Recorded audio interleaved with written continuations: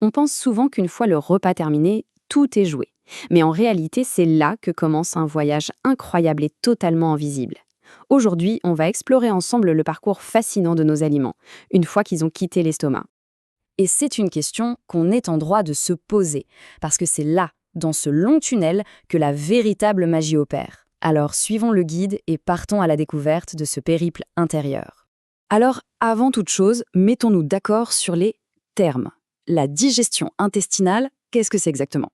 Eh bien, c'est ce processus, à la fois mécanique et chimique, qui va transformer le chyme, oui, c'est le nom de cette bouillie qui sort de l'estomac, en tout petits éléments que notre corps va enfin pouvoir absorber et utiliser comme carburant.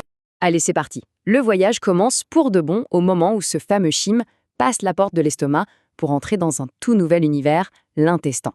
Et là, attention, idée reçue. On a tendance à croire que tout se passe dans l'estomac. Mais non, l'estomac, lui, il fait le travail de préparation.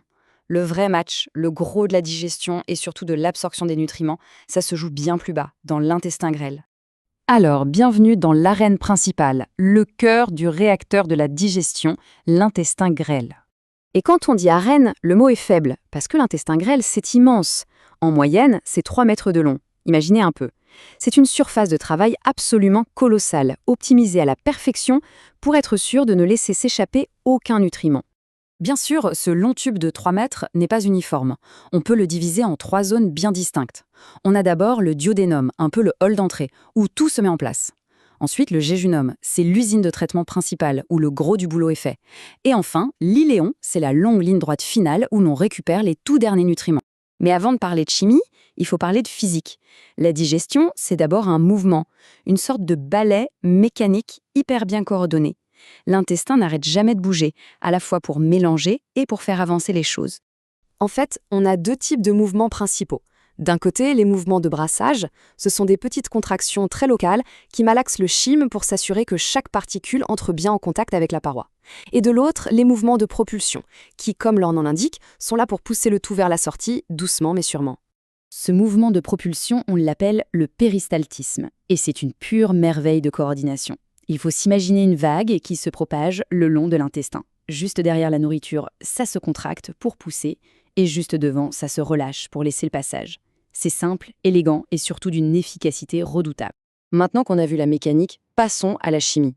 Parce que dès que le chyme arrive, il est accueilli par une véritable armée de chimistes, un déluge de sécrétions prêtes à tout décomposer.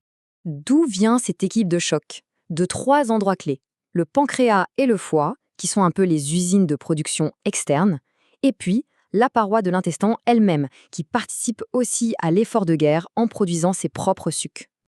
Le pancréas, c'est vraiment le poids lourd de l'équipe. Dès qu'il reçoit le signal, hop, il libère un cocktail d'enzymes surpuissantes capables de s'attaquer à tout. Les protéines, les graisses, les glucides, rien ne lui résiste. C'est le couteau suisse de la digestion. Pour les graisses, par contre, c'est un peu plus délicat. Le gras et l'eau, ça ne se mélange pas bien. C'est là que le foie entre en jeu avec la fameuse bile. La bile, il faut la voir comme un liquide vaisselle super efficace. Elle prend les grosses gouttes de graisse et les transforme en une myriade de toutes petites gouttelettes.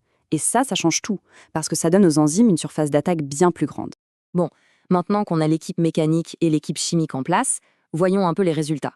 Comment est-ce que les grands groupes d'aliments sont déconstruits, pièce par pièce? Pour les glucides, ça se passe en 2 étapes. D'abord, les longues chaînes comme l'amidon sont coupées en sucre double par l'amylase. Ensuite, d'autres enzymes encore plus spécialisées, comme la sucrase ou la lactase, coupent ces sucres doubles en sucre simple, comme le glucose, et c'est seulement là qu'ils sont assez petits pour être absorbés. Pour les protéines, c'est une chaîne de démontage en 3 temps. D'abord, les grandes protéines sont découpées en morceaux plus petits dans l'intestin. Ensuite, au niveau de la paroi, ces morceaux sont encore réduits. Et la touche finale se fait carrément à l'intérieur des cellules intestinales, où ils sont transformés en acides aminés individuels. Pour les lipides, c'est un procédé unique. Après l'émulsification par la bile, les enzymes les décomposent. Mais ce n'est pas fini. Les produits de cette décomposition sont ensuite emballés dans des micelles, des sortes de petites navettes de transport qui vont les amener sagement jusqu'à la paroi pour être absorbés. D'accord, mais qu'est-ce qu'il advient de tout ce qui n'a pas été absorbé? Le voyage se termine dans la dernière étape, le gros intestin ou le côlon. Et là, le changement d'ambiance est radical.